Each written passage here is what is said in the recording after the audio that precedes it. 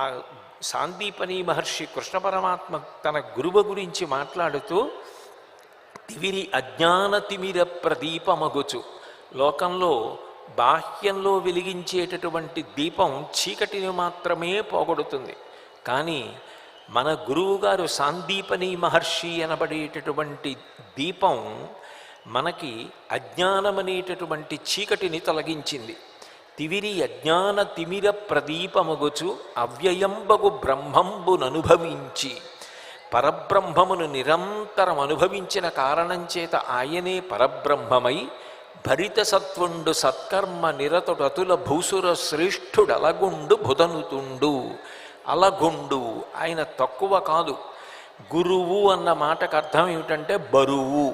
గురువుగారి కన్నా గొప్పవాడు లోకంలో లేదు. మా గురువుగారి కన్నా గొప్పవాడు, పూజనీయుడు, వందనీయుడు, గౌరవనీయుడు, ఆదర్శప్రాయుడు ఈ లోకంలో ఉండడనేటటువంటి శిష్యుని యొక్క నిశ్చయాత్మకమైన బుద్ధి గురువుని బరువు చేస్తుంది.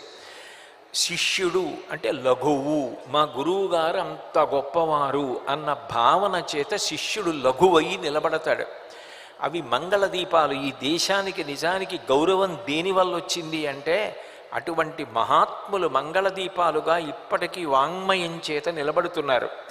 వాళ్ళ వలన ఈ గౌరవం వచ్చింది. తెల్లవారి లేస్తే మనందరం ఒక శ్లోకం చెప్తాం.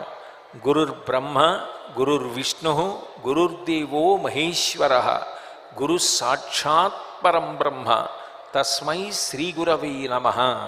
అసలు గురువుగారిని తలుచుకోకుండా, గురువుగారి మీద శ్లోకం చెప్పకుండా, గురువుగారికి నమస్కరించకుండా ఏ కార్యాన్ని ఎవ్వరూ ప్రారంభం చెయ్యరు.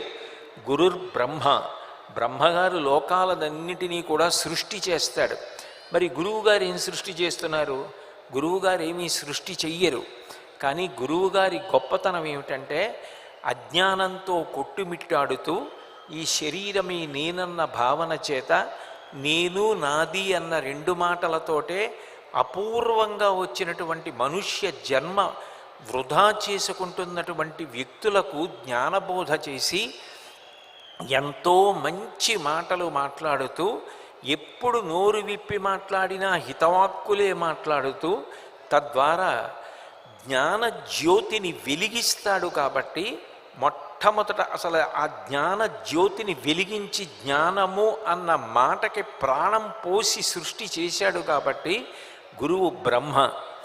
అటువంటి జ్ఞాన జ్యోతిని కాపాడి అది నిధనం కాకుండా ఎంత పెద్ద గాలి వేసినా, అంటే కష్టాలు రానివ్వండి, సుఖాలు రానివ్వండి, ఇబ్బందులు రానివ్వండి, ఆ జ్ఞానము నశించిపోకుండా ఇంకా ఇంకా అనుష్ఠానం చేస్తూ ఎన్ని ఇబ్బందులు వచ్చినా నిలదొక్కుని వృద్ధి పొందేటట్టుగా విష్ణువు లక్ష్మీపతి. విష్ణువు ఏం చేస్తారు? మనకు ఐశ్వర్యాన్ని అనుగ్రహిస్తారు. గురువు విష్ణు స్వరూపంగా ఏం చేస్తారు అంటే ఎప్పుడు నోరు విప్పి మాట్లాడనివ్వండి, అందులో పొల్లు మాట ఉండదు. ఎప్పుడు హితకరమైనటువంటి మాటలు